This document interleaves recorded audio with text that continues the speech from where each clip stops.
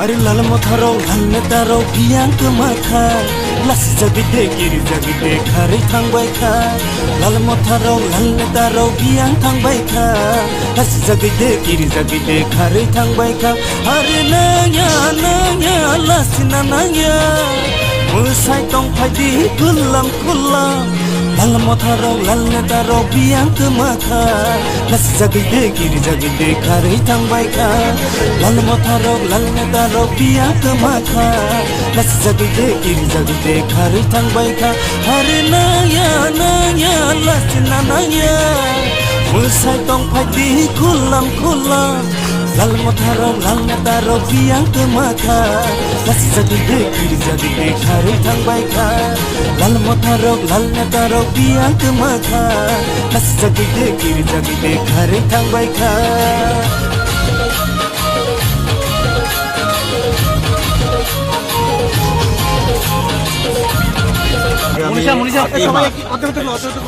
আমাদের মন্ত্রিসভার শপথ গ্রহণ অনুষ্ঠান তো সেই উপলক্ষে এবার যেটা 2018-তে আসাম রাইফেলস গ্রাউন্ডে হয়েছিল তো এইবার এটা আমাদের স্বামী বিবেকানন্দ যে ময়দানে এটা হতে যাচ্ছে এবং আমাদের সবার আদরণীয় এবং সবার প্রিয় আমাদের প্রিয় প্রধানমন্ত্রী নরেন্দ্র মোদীজি আসছেন এই শপথ গ্রহণ অনুষ্ঠানে। শুধু তাই নয়, আমাদের সর্বভারতীয় সভাপতি জেপি নাড্ডাজিও আসছেন এবং আমাদের গৃহমন্ত্রী শ্রী অমিত শাহজি আসছেন এবং অন্যান্য যারা আমাদের যা লিডাররা আছেন সর্বভারতীয় স্তরে ওনারাও আসবেন, বিভিন্ন মুখ্যমন্ত্রীরা আসবেন বিভিন্ন প্রদেশ থেকে। তো সেই উপলক্ষে তার প্রস্তুতি হিসাবে আমরা এসেছি ময়দানে। আমরা দেখছিলাম এখানে আমার সাথে আমাদের সিএস সাহেবও আছেন, ডিজি সাহেবও আছেন, তো আমাদের পার্টির তরফ থেকে এখানে সবাই আছেন, পার্টির প্রেসিডেন্টও আছেন, অন্যান্য সমস্ত কার্যকর্তারা। আমরা দেখছিলাম যে প্রস্তুতি কীরকম হচ্ছে, আবার আসবো আবার, তো এর জন্য এখানে আসবো। স্যার, নির্বাচন দপ্তর একটা বৈঠক দিয়েছে, কি নিয়ে বৈঠক করে যদি বলেন? ওইটা ওনার আর কি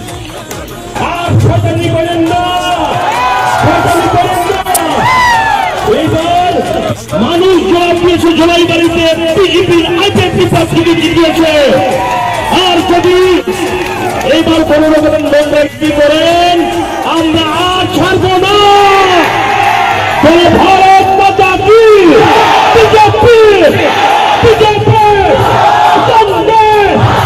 আমরা সব জানি কেন ভগবান দিয়ে কিছু করে এখন শুরু করে বলে সবাই মিলে চলা যাচ্ছে, সব মিলে চলা যাচ্ছে বলে আগে